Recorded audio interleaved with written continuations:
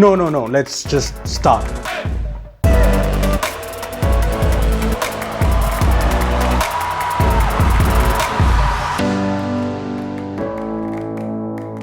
Hey guys, this is Rupesh from Beebom.com and I'm just gonna get straight to the point.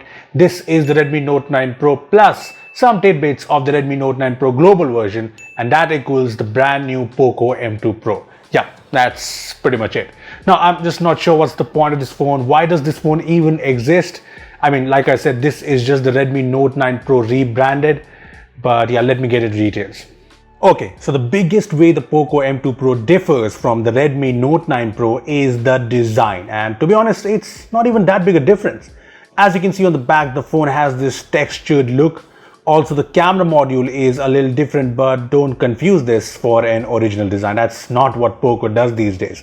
The back right here is from the global version of the Redmi Note 9 Pro. See this?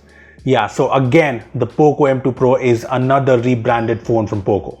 Now, the back of the phone might be from the Redmi Note 9 Pro global version, but the rest of the stuff is pretty much like the Indian variant of the Redmi Note 9 Pro.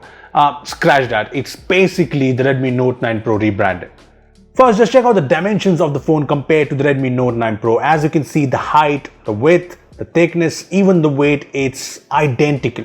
I mean, just look at both the phones side by side, there's no difference from the front. Just look at the sides now. The bottom, it's all identical, be it the side-mounted fingerprint scanner, ports or the buttons, so the back was the only difference really. Let's move on from the design to the specs, and well, the specs are basically the exact same as the Note 9 Pro. So the Poco M2 Pro comes with an IPS LCD display with Gorilla Glass 5 that's exactly the same size, the same quality as the Redmi Note 9 Pro. There's even the same center punch hole on the top, and yes, there's no high refresh rate. Both the phones are powered by the Snapdragon 720G chipset with up to 128GB storage and up to 6GB RAM. Both the phones have the same camera setup, a 48MP primary camera, an 8MP ultra wide angle lens, a 5MP macro lens and a 2MP depth sensor. On the front, they both have 16MP sensors. When it comes to the battery, both of these phones come with a 5000 mAh battery, but there's one difference here. The Poco M2 Pro comes with a 33W fast charger in the box. So just look at the spec sheet of both the phones, they are basically the same phone. And yeah, the charger and obviously, like I said, the back design is the only difference.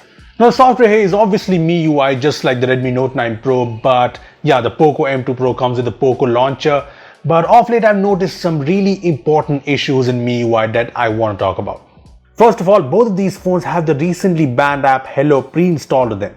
I understand it was pre-installed on the Note 9 Pro, but the Poco M2 is a newly launched phone and it has arrived after the government directive, so they should have removed this. But that's not all. The Cleaner app on these phones is a big privacy issue. When you open up the app for the first time, you get this prompt. Cleaner needs to upload the file names of the location data files to Clean Master's servers. Yeah, the Cleaner app is powered by Clean Master, the notorious app made by Cheetah Mobiles, the infamous Chinese developers. And by the way, Clean Master is on the list of banned apps in India, so again, Xiaomi should have removed this. Plus, we recently got this tweet showing how the Cleaner app in MIUI takes basically every single permission, and it's true. I mean, I just hit agree and the app did not even ask for any permission. And if I go into the permissions page of the app, just take a look. It has permissions to basically everything. Calendar, location, mic, physical activity details, storage, telephone. Why does a Cleaner app require all this? To be honest, a more apt question would be, why is a Cleaner app installed on a phone in 2020? It just does not make sense, and this is an app that's installed on almost every MIUI device.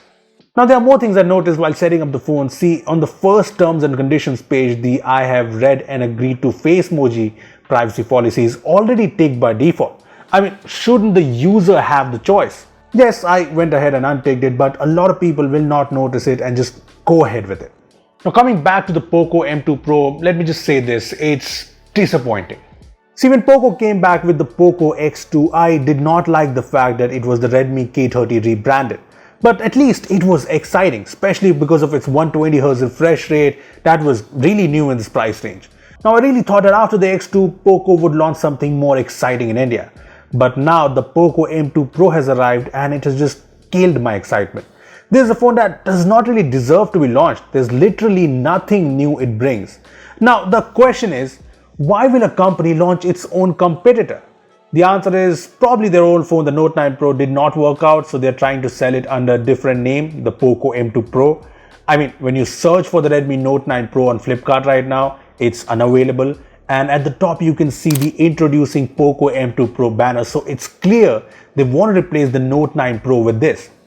See, honestly, the Poco M2 Pro might not be a bad smartphone, but I'm just disappointed with this whole rebranding. The fact that Poco is now just re-releasing Redmi phones. It's pretty sad. Well, what do you think of the new Poco M2 Pro? Tell us in the comment section below. Are you okay with the whole rebranding Xiaomi has been doing? Tell us in the comments. And yeah, make sure to share this video so that it reaches to Xiaomi people so that they know about the privacy issues that we talked about in this video. So make sure to share this video. Also, subscribe to the channel for more amazing tech videos and give this video a thumbs up. Thanks for watching, and I will see you in the next one.